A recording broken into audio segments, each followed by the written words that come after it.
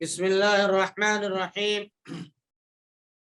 وبه نستعين صلى الله عليه وسلم. قال الحافظ ابن حجر رحمه الله: لم ينقل عن النبي صلى الله عليه وسلم ولا عن عهد من الصحابة من طريق صحيح التصريح بوجوب تأويل شيء من ذلك بمعنى يعني المتشابهات، ولا المنع من ذكره. ومن المحال أن يأمر الله نبيه بتبليغ ما أنزل إليه من ربه وينزل عليه اليوم أكملت لكم دينكم، ثم يترك هذا الباب فلا يميز ما يجوز نسبته إليه تعالى مما لا يجوز مع حظه على التبليغ عنه بقوله ليبلغ الشاهد الغائب.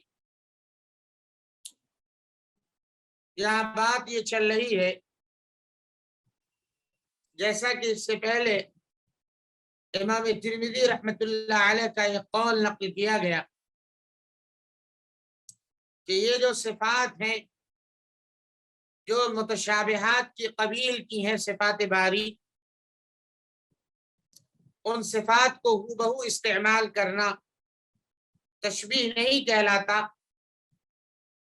لیکن اگر یوں کہا جائے کہ اللہ تعالیٰ سنتا ہے جیسے ہم سنتے ہیں یا اللہ تعالیٰ دیکھتا ہے جیسے ہم دیکھتے ہیں، تو یہ تشبیہ کے معنی پر ہے۔ یہ تشبیہ ایسی صورت میں تشبیہ مراد ہو جائے گی اور یہ درست نہیں ہے۔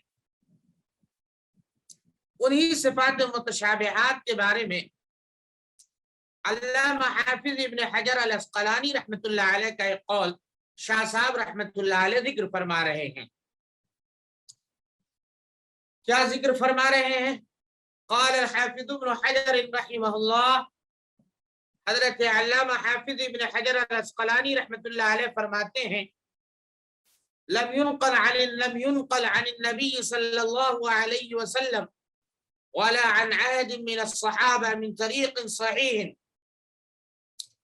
کہ نبی کریم صلی اللہ علیہ وسلم سے اور نہ کسی صحابی سے من طریق صحیح صحیح سند سے التصریح اس بات کی صراحت منقول ہے کہ بوجوب تعویل شیء من ذلک، یعنی ان میں سے کسی بھی چیز کی تعویل کرنا لازم ہے۔ ان میں سے کسی بھی چیز کی تعویل یعنی متشابہات کی، یعنی متشابہات کی قبیل میں سے کسی بھی ایک صفت کی تعویل واجب ہے۔ اس کی صراحت نہ نبی صلی اللہ علیہ وسلم سے براہ راست مروی ہے، نہ کسی صحابہ سے صحیح سند کے ذریعے مروی ہے۔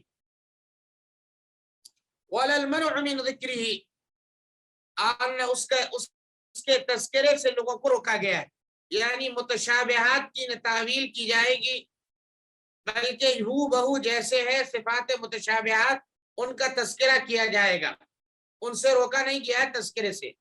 وَمِنَ الْمُحَالِ، اب فرما رہے ہیں اور یہ بات ناممکن ہے کہ أَن يَأْمُرَ اللَّهُ نَبِيَّهُ، کہ اللہ تعالیٰ اپنے نبی صلی اللہ علیہ وسلم کو حکم دیں بِتَبْلِيغِ مَا أُنزِلَ إِلَيْهِ مِن رَبِّهِ، کہ جو کچھ بھی ان کی طرف نازل کیا گیا ہے ان کے رب کی طرف سے اسے وہ لوگوں تک پہنچا دیں۔ وَيُنزَلُ عَلَيْهِ، اور ان پر یہ آیت بھی نازل کی گئی کہ آج میں نے تمہارے لیے تمہارا دین مکمل کر دیا۔ ان دونوں چیزوں کے باوجود ثم يترك هذا الباب، پھر وہ اس باب کو چھوڑ دے، فلا يميز، اور وہ اس بات کی تمیز نہ سکھائیں کہ ما يجوز نسبته الیہ تعالی، کہ کس چیز کی نسبت اللہ تعالیٰ کی طرف کرنا جائز ہے اور کس کی نسبت کرنا جائز نہیں ہے۔ مع حظہ، جبکہ خود اللہ کے رسول صلی اللہ علیہ وسلم نے لوگوں کو اس بات کی ترغیب اور تلقین کی ہے کہ میری یہ بات جو لوگ حاضر ہیں وہ غائب تک پہنچا دیں، جو کچھ بھی میں کہوں، یعنی میں جو کچھ بھی کہوں وہ حاضرین غائبین تک پہنچا دیں۔ چنانچہ آپ نے فرمایا لیبلغ الشاہد الغائب، کہ جو لوگ میری مجلس میں حاضر ہیں وہ ان تک میری باتوں کو پہنچا دیں جو میری مجلس میں حاضر نہیں ہیں۔ حتی نقلوا، چنانچہ صحابہ کرام نے نقل کیا، اقوالہ، آپ کے اقوال کو، وافعالہ، اور آپ کے افعال کو، واحوالہ، اور آپ کے احوال و کوائف کو، وصفاتہ، اور آپ نے جو کچھ بھی اللہ تعالیٰ کی صفات بیان کی، وصفاتہ، اور اور جو کچھ بھی آپ کے اخلاق و کردار تھے، آپ کی خوبیاں تھی، ان کو بھی نقل کیا۔ وما فعل بحضرته، اور جو کچھ بھی حضرت صلی اللہ علیہ وسلم کی موجودگی میں کیا گیا اسے بھی نقل کیا۔ فدل، لہذا یہ ساری چیزیں اس بات پر دلالت کرتی ہے کہ انہم اتفقوا علی الایمان بها، کہ یہ سارے صحابہ کرام صفات متشابہات پر ایمان لانے کے سلسلے میں متفق ہیں، علی الوجہ الذی، اس طریقے کے مطابق جس طریقے پر اللہ تعالیٰ چاہتا ہے، یعنی اللہ تبارک و تعالیٰ جس طرح سے چاہتا ہے اس طرح سے اس پر ایمان لانے پر سب کا اتفاق ہے۔ ووجب تنزیہہ عن مشابہۃ المخلوقات، اور آپ اللہ تعالیٰ کو، اللہ تبارک و تعالیٰ کو صفات متشابہات میں مخلوق کی تمام تر تشبیہات سے اللہ تعالیٰ کو پاک سمجھا جائے، یعنی مخلوق سے اللہ تعالیٰ کو تشبیہ نہ دی جائے۔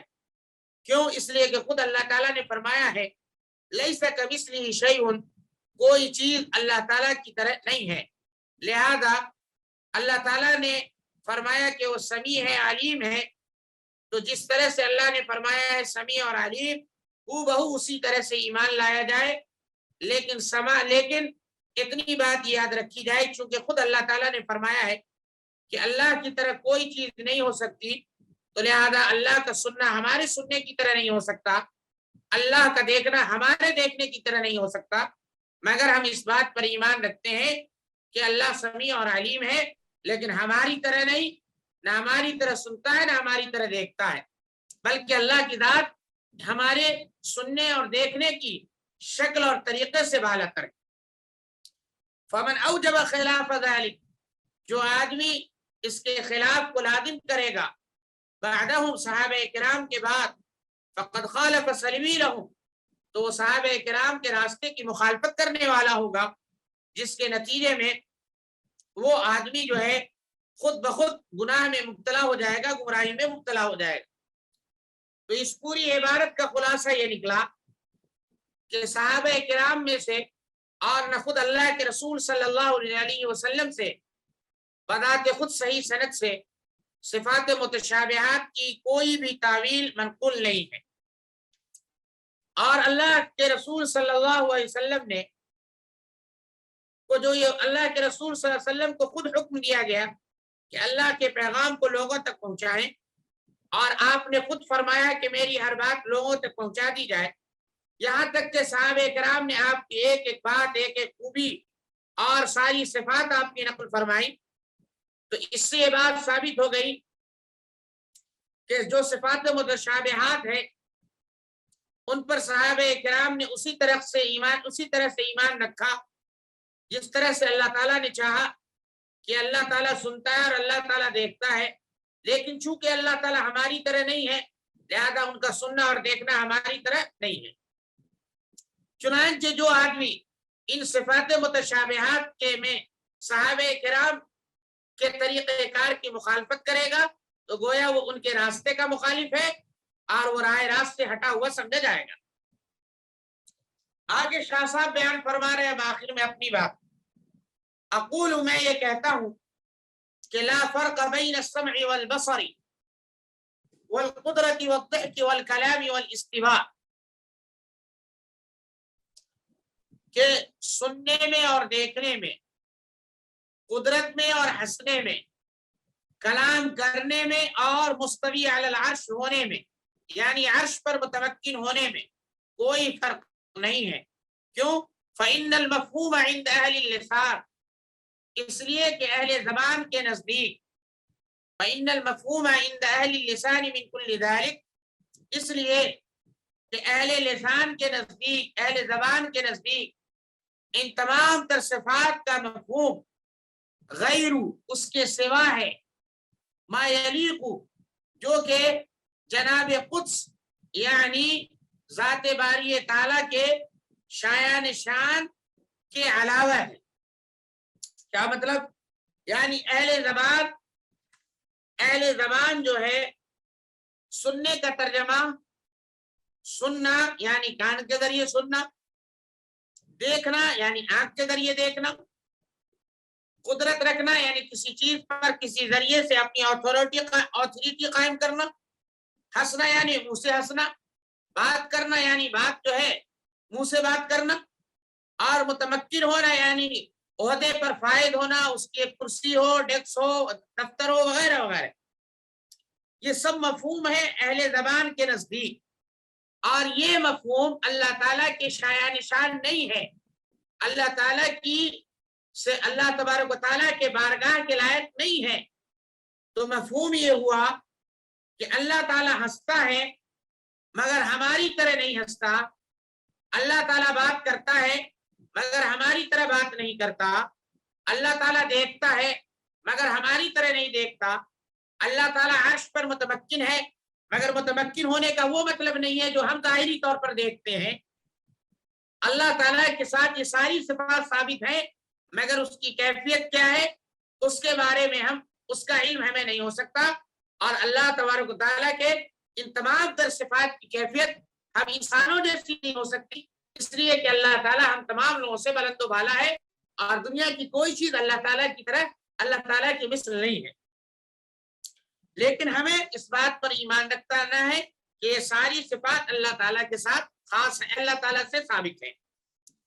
وہی کہہ رہے کہ سننے میں اور دیکھنے میں، قدرت میں اور ہنسنے میں، کلام کرنے میں اور عرش پر متمکن ہونے میں کوئی فرق نہیں ہے، کیونکہ ان تمام تر صفات کا مفہوم اہل زبان کے نزدیک غیر اس کے سوا ہے جو اللہ تبارک و تعالیٰ کی بارگاہ کے شایان شان ہے، اس کے سوا ہے۔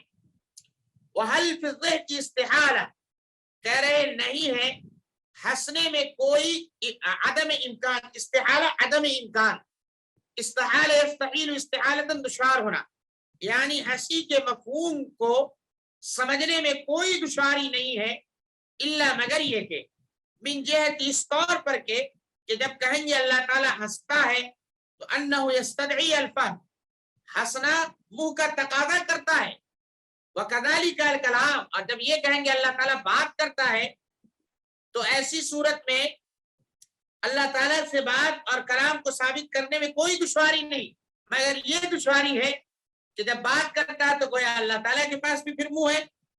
وحل فی البطش والنزول، اسی طرح سے پکڑنے میں اور اوپر سے نیچے اترنے میں دشواری نہیں ہے، مگر اس طور پر کہ انہما یستدعیان، کہ صاحب کیا کہتے ہیں، پکڑنا ہاتھ کا تقاضا کرتا ہے اور اوپر سے نیچے آنا پاؤں کا تقاضا کرتا ہے، وکذالک اسی طرح سے سننا اور دیکھنا یہ دونوں کے دونوں کان اور آنکھ کا تقاضا کرتے ہیں، لہذا سمع بصر یعنی ان تمام صفات کو سمجھنے میں دشواری چونکہ ہے، لہذا اس دشواری کو مد نظر رکھتے ہوئے ہم یہ کہیں گے کہ یہ ساری صفات اللہ تعالیٰ کے ساتھ اللہ تعالیٰ سے ثابت ہے، ہم ان پر ایمان لاتے ہیں مگر اس کی کیفیت کے بارے میں ہم کوئی بحث و مباحثہ نہیں کریں۔ تو اس طرح سے اب یہاں پر صفات کی بحث مکمل ہوئی۔ اب آگے شاہ صاحب رحمت اللہ علیہ معتزلہ کے بارے میں تذکرہ فرما رہے ہیں کہ معتزلہ نے محدثین اہل حدیث سے مراد یعنی سلفی حنابلہ نے ان صفات متشابہات کے بارے میں جو نقطۂ نظر اپنایا، اس نقطۂ نظر کی مخالفت کی معتزلہ نے، اور نہ صرف یہ کہ مخالفت کی بلکہ ان حضرات کی تردید میں انہوں نے زبان درازی سے کام لیا، اسی کا تذکرہ فرما رہے ہیں اور پھر اس کے بعد ان کا رد بھی کر رہے ہیں۔ تطاول المعتزلة على المحدثين، تطاول يتطاول تطاولا مانے اپنی بڑائی کا اظہار کرنا بتکلف. معتزلہ کا محدثین پر زبان درازی کرنا، یعنی معتزلہ کا محدثین سے آگے بڑھنے کا اظہار کرنا، یعنی معتزلہ کا محدثین پر زبان درازی کرنا. واستطال هؤلاء الخائضون على معشر اہل الحدیث، اور خائضون سے مراد صفات کی تعویلات میں گھسنے والے، اور صفات کی تعویلات یعنی متشابہ، یعنی صفات متشابہات کی تعویل میں گھسنے والے یہ معتزلہ لوگوں نے، ان معتزلہ لوگوں نے استطال بدنام کیا محدثین اہل حدیث کی جماعت کو. استطال علی کے معنی بدنام کرنا. کہہ رہے کہ صفات باری تعالیٰ جو متشابہات کے قبیل کی ہیں، ان کی تعویل میں پڑھنے والے ان معتزلہ حضرات نے اہل حدیث کی جماعت کو بدنام کیا. وَسَمَّوْهُمْ مُجَسِّمَةً وَمُشَبِّهَةً، چونکہ یہ اہل حدیث حضرات یعنی سلفی حنابلہ یہ صفات متشابہات کو ہو بہو مانتے ہیں، ان کی کوئی تعویل نہیں کرتے. تو اسی لیے معتزلہ کہتے ہیں کہ جب ہو بہو مانتے ہیں، کوئی تعویل نہیں کرتے، تو گویا اللہ تبارک و تعالیٰ کے لیے جسم ثابت کر رہے ہیں اور اللہ تعالیٰ کو مخلوق سے مشابہ قرار دے رہے ہیں. تو لہذا یہ اہل حدیث حضرات فرقہ مجسمہ ہے اور فرقہ مشبہہ ہے. وَسَمَّوْهُ مُجَسِّمَةً، اور ان حضرات کو معتزلہ نے مجسمہ کہا، یعنی نعوذ باللہ اللہ تعالیٰ کے جسم ثابت کرنے والی جماعت ہے. وہ مشبہہ، اور اللہ تعالیٰ کو مخلوق سے تشبیہ دینے والی جماعت ہے. وقالوا، اور معتزلہ نے یہ بھی کہا، هم المتصدرون بالبلکفۃ، اور یہ حضرات چھپنے والے ہیں بلا کیف کے پردے میں. کیا مطلب؟ یعنی یہ وہ حضرات ہیں، یہ سلفی حنابلہ جو یہ کہتے ہیں کہ ہم اللہ تعالیٰ کو سمیع مانتے ہیں، بصیر مانتے ہیں، لیکن بغیر کسی کیفیت کے، کہ سمع کی کیفیت کیا ہے، بصارت کی کیفیت کیا ہے، ہم اس پر کلام نہیں کرتے. تو بلا کیف ہم اللہ تعالیٰ کو سمیع اور بصیر مانتے ہیں. تو بلا کیف کا یہ مخفف ہے بلکفہ. بلکفہ اصل میں ہے بلا کیفن. تو کہہ رہے ہم المتصدرون ہے، یہ لوگ اپنے اوپر پردہ ڈالتے ہیں، یعنی اللہ تعالیٰ کے لیے جس فرض کرتے ہیں، اللہ تعالیٰ کو مخلوق سے تشبیہ دیتے ہیں، لیکن بلا کیف کہہ کے اپنے اس جرم کو چھپاتے ہیں، اپنے اس جرم پر پردہ ڈالتے ہیں. وَقَدْ وَضَّحَ عَلَيَّ وُضُوحًا بَيِّنًا، شاہ صاحب فرما رہے ہیں جبکہ ہمارے اوپر پوری طرح سے یہ بات واضح ہو گئی ہے، ان استطالتهم هذه ليست بشيء، کہ ان حضرات کا محدثین کو بدنام کرنا، اس طرح سے بدنام کرنے میں لیست بشیء، کوئی دم نہیں ہے، کوئی دم خم نہیں ہے، کوئی قوت نہیں ہے. یعنی یہ جو وہ لوگ الزام لگا رہے ہیں محدثین پر اور اس طرح سے انہیں بدنام کرنے کی ایک مذموم کوشش کر رہے ہیں، ان کی ان تمام تر کوششوں میں کوئی بھی دم خم نہیں ہے، کوئی طاقت و قوت نہیں ہے. وہی فرما رہے ہیں وَقَدْ وَضَحَ عَلَيَّ وُضُوحًا بَيِّنًا، ہمارے لیے بات پوری طرح سے واضح ہو گئی ہے، ان استطالتهم هذه، کہ ان تمام لوگوں کا ان اہل حدیث حضرات کو بدنام کرنے میں کوئی دم خم نہیں ہے. وَأَنَّهُمْ مُخْطِئُونَ فِي مَقَالَتِهِمْ رِوَایَةً وَدِرَایَةً، اور یہ حضرات اپنی اس بات میں، اپنے اس الزام والی بات میں نقل کے اعتبار سے بھی، درایتاً اور عقل کے اعتبار سے بھی، یعنی روایت اور درایت دونوں اعتبار سے یہ حضرات غلطی پر ہیں، غلطی کر رہے ہیں. یعنی روایت سے جو بات ثابت ہو رہی ہے وہ، یعنی سلسلے سند سے جو بات ثابت ہو رہی ہے، روایت جو بات ثابت ہو رہی ہے اس پہ، اور جو مواد ثابت کر رہے ہیں اس کو اگر عقل کی کسوٹی پر ناپیں، تو کسوٹی پر اس کو پرکھنے کی کوشش کریں، تو اس کی روشنی میں بھی یہ بات سمجھ میں آتی ہے کہ یہ لوگ غلطی پہ ہیں. وَخَاطِئُونَ فِي تَعْرِيهِمْ أَئِمَّةَ الْهُدَىٰ، اور ہدایت کے ان پیشوا حضرات کو مطعون قرار دینے میں، ملزم ٹھہرانے میں یہ لوگ حد درجے غلطی کر رہے ہیں۔ آگے فرما رہے ہیں شاہ صاحب وَتَفْصِيلُ ذَلِكَ أَنَّهَا هُنَا مَقَامَيْن، اس کی تفصیل یہ ہے کہ استطال یستطیل استطالتاً بدنام کرنا، الزام لگانا، اور تطاول یتطاول تطاولاً کے معنی آتے ہیں زبان درازی کرنا، اپنے آپ کو بڑا ثابت کرنا، اور تستر یتستر تسترن سے ہے چھپنا، متستر اپنے اوپر پردہ ڈالنا۔ بل کفن جو ہے یہ بلا کیف کا مخفف ہے، یعنی شارٹ فارم ہے۔ بل کفن یہ بلا کیفن کا شارٹ فارم ہے، یعنی بغیر کسی کیفیت کے، بغیر کسی شکل و شباہت کے۔ اس کی تفصیل یہ ہے کہ یہاں دو مقام ہیں، پہلا مقام ذکر کر رہے ہیں اور دوسرا مقام ذکر کر رہے ہیں۔ وہ کیا؟ ایک مقام یہ ہے کہ ان اللہ تبارک و تعالی کیف اتصف بهذه الصفات، اللہ تبارک و تعالی ان صفات سے کیسے متصف ہے۔ وهل هي زائدہ، دوسرا سوال یہ ہے کہ زائدۃ علی ذاته او عین ذاته، کہ یہ صفات اللہ تعالیٰ کی ذات سے زائد چیز ہے یا عین ذات باری ہے۔ کیا مطلب؟ جیسے صفات اور کردار انسان کی شخصیت کے علاوہ کوئی چیز ہوتی ہے، ٹھیک، جیسا کہ کہتے ہیں کہ فلاں آدمی عالم ہے، تو وہ بحیثیت انسان ہے، اس کا اپنا ایک وجود ہے۔ اس کے بعد عالم ہونا ایک زائد صفت ہے، انسان ہونا وہ یعنی عین ذات انسان ہونا ہے، اور عالم ہونا یہ زائد صفت ہے۔ تو ویسے کریے صفات متشابہات، کیا اللہ تعالیٰ کی ذات سے الگ کوئی چیز ہے یا عین ذات باری کا نام یہ صفات ہے؟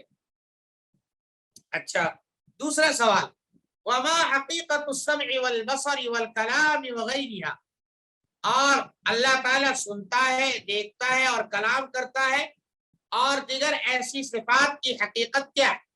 یعنی اللہ کے سننے کی حقیقت کیا ہے، دیکھنے کی حقیقت کیا ہے، اور کلام وغیرہ کرنے کی حقیقت کیا ہے؟ کہ اب آگے فرمانے شاہ صاحب فَإِنَّ الْمَفْهُومَ مِنْ هَذِهِ الْأَلْفَاظِ، کہہ رہے ہیں ان الفاظ کا، بات یہ رہا ہے ظاہری طور پر، یعنی ظاہری طور پر ان الفاظ کا جو مفہوم ہے، یعنی سننے کا، دیکھنے کا، کلام کرنے کا وغیرہ وغیرہ، غیر لائق، وہ مفہوم اس مفہوم کے سوا ہے جو مفہوم بارگاہ خداوندی کے لائق ہے، یعنی بارگاہ خداوندی کے لائق مفہوم سے ہٹ کر دوسرا مفہوم ہے۔ فَإِنَّ الْمَفْهُومَ مِنْ هَذِهِ الْأَلْفَاظِ، اس لیے کہ سمع، بصر اور کلام جیسے الفاظ کا مفہوم ظاہری طور پر بارگاہ خداوندی کے شایان شان مفہوم سے میل نہیں کھاتا۔ اس لیے کہ ہمارے ہاں جب ہم کہتے ہیں کہ ہم کہتے ہیں کہ میں سنتا ہوں، تو گویا یہ فرض کرتے ہیں کہ میرے پاس کان ہے، اس کے ذریعے ہم سنتے ہیں۔ میں دیکھتا ہوں تو گویا یہ کہتے ہیں کہ ہمارے پاس آنکھ ہے، ہم اس سے دیکھ رہے ہیں، وغیرہ وغیرہ۔ تو ظاہری مفہوم جو ہے سمع کا، بصر کا، کلام کا، جو ظاہری مفہوم ہے وہ اللہ تعالیٰ کی بارگاہ سے سٹ نہیں کرتا، اللہ تعالیٰ کی شان اس سے بہت بلند تر ہے۔ والحق فی هذا المقام، اب شاہ صاحب کہہ رہے ہیں اس جگہ میں صحیح بات یہ ہے کہ ان النبی صلی اللہ علیہ وسلم، نبی کریم صلی اللہ علیہ وسلم نے ایسی جگہ میں لم یتکلم فیہ بشیء، ایسی جگہ میں کوئی گفتگو نہیں فرمائی ہے کہ اللہ تعالیٰ سنتا کیسے ہے، دیکھتا کیسے ہے، بات کیسے کرتا ہے، اس طرح کی کوئی گفتگو آپ نے نہیں فرمائی۔ بل حجر امتہ، بلکہ اللہ کے رسول صلی اللہ علیہ وسلم نے اپنی امت کو منع فرمایا عن التکلم فیہ، ان جیسے موقع پر گفتگو کرنے سے، والبحث عنہ، اور ان مواقع کی کھوج کریٹ کرنے سے آپ صلی اللہ علیہ وسلم نے منع فرمایا۔ فلیس لأحد، لہذا کسی آدمی کے لیے درست نہیں ہے ان یقدم علی ما حجر عنہ، کہ اس کے لیے مناسب نہیں ہے کہ آپ صلی اللہ علیہ وسلم نے جس چیز سے اس کو روکا ہو اس پر وہ اقدام کرے، اس کی طرف بڑھے، اس کی طرف پیش قدمی کرے، یہ کسی کے لیے درست نہیں ہے۔ والثانی، دوسرا مقام یہ ہے کہ انہ ای شیء یجوز فی الشرع ان نصفہ تعالی بہ، کہ کون ایسی چیز ہے جس سے اللہ تبارک و تعالیٰ کو متصف کرنا شریعت میں جائز ہے۔ انہ ای شیء، کرے کون ایسی چیز ہے، یجوز فی الشرع، جو شریعت میں جائز ہے، کہ ان نصفہ تعالی بہ، کہ جس سے ہم اللہ تعالیٰ کو متصف کریں۔ وَأَيُّ شَيْءٍ لَا يَجُوزُ أَن نَّصِفَهُ بِهِ، کون سی ایسی چیز ہے جس سے اللہ تبارک تعالیٰ کو متصف کرنا جائز نہیں ہے۔ اس کو بھی جاننا ہے کہ کس چیز سے اللہ تعالیٰ کو متصف کرنا جائز ہے اور کس چیز سے اللہ تعالیٰ کو متصف کرنا جائز نہیں ہے۔ آگے فرما رہے وَالْحَقُّ، صحیح بات یہ ہے، أَنَّ صِفَاتِهِ وَأَسْمَاءَهُ، کہ اللہ تعالیٰ کی صفات اور ان کے اسماء توقیفی ہیں، یعنی ان میں بحث و تحقیق کرنے کی اور ان میں کھوج کریت کرنے کی قطعاً ضرورت نہیں ہے۔ یہ سب اللہ تعالیٰ نے ہمیں سکھایا ہے، بتا دیا ہے، واقف قرار دیا ہے، لہذا جیسے بتایا ہے ویسے ہی ان پر ایمان لانا۔ اللہ تعالیٰ کی صفات اور ان کے اسماء توقیفی ہیں، بمعنی اس مفہوم میں اِنَّا وَإِنْ عَرَفْنَا الْقَوَاعِدَ الَّتِي بَنَا الشَّرْعُ بَيْنَ بَيَانَ صِفَاتِهِ عَلَيْهَا كَمَا حَرَّرْنَا فِي صَدْرِ الْبَابِ، کہہ رہے ہیں اس مفہوم میں کہ ہم لوگ گرچہ جانتے ہیں ان قواعد کو جن قواعد پر شریعت نے اللہ تعالیٰ کی صفات کے تذکرے کو مبنی قرار دیا، یعنی کہہ رہے ہیں کہ اس معنی میں کہ ہم یہ گرچہ جانتے ہیں ان قواعد کو جن قواعد پر شریعت نے اللہ تبارک تعالیٰ کی صفات کے بیان کو کیا کیا ہے، مرکوز کیا ہے۔ کما حررنا فی صدر الباب، جیسا کہ ہم نے اس باب کے شروع میں تحریر کر دیا ہے۔ حررہ مانے تحریر کرنا، بنا مانے بنیاد رکھنا۔ گرچہ ہم لوگ ان قواعد کو جانتے ہیں جن قواعد پر اللہ شریعت نے اللہ سبحانہ و تعالیٰ کی صفات کے تذکرے کی بنیاد رکھی ہے، جیسا کہ ہم نے اس باب کے شروع میں تحریر کر دیا ہے۔ لیکن کثیرا من الناس، لیکن بہت سارے لوگ، لو ابیح لهم الخوض فی الصفات، اگر ان کے لیے ان صفات میں غور و خوض کو مباح قرار دیا جائے، جائز قرار دیا جائے، لضلوا، تو خود بھی گمراہ ہوں گے، واضلوا، اور بہت سارے لوگوں کو گمراہ بھی کر دیں گے۔ وکثیر من الصفات، اور بہت ساری صفات ایسی ہیں، وان کان الوصف بها جائزا فی الاصل، گرچہ ان صفات سے اللہ تبارک و تعالیٰ کو متصف کرنا جائز ہے اصلا، لیکن قوما من الکفار، لیکن بہت سارے کفار نے حملوا تلک الالفاظ، ان الفاظ کو محمول کیا، علی غیر محملها، غیر مصداق میں، یعنی جس مفہوم میں مراد نہیں لینا چاہیے اس مفہوم میں ان الفاظ کو مراد لیا۔ وشاع ذلک فیما بینہم، اور یہ چیز ان کفار کے درمیان عام ہو گئی، جی، اور یہ چیز کفار کے درمیان پھیل گئی۔ فکان حکم الشرع النہی عن استعمالها، لہذا شریعت کا حکم یہ ہوا کہ ان صفات کے استعمال سے روک دیا جائے، دفعا لتلک المفسدہ، کہہ رہے ہیں ان مفسدہ سے بچنے کی غرض سے۔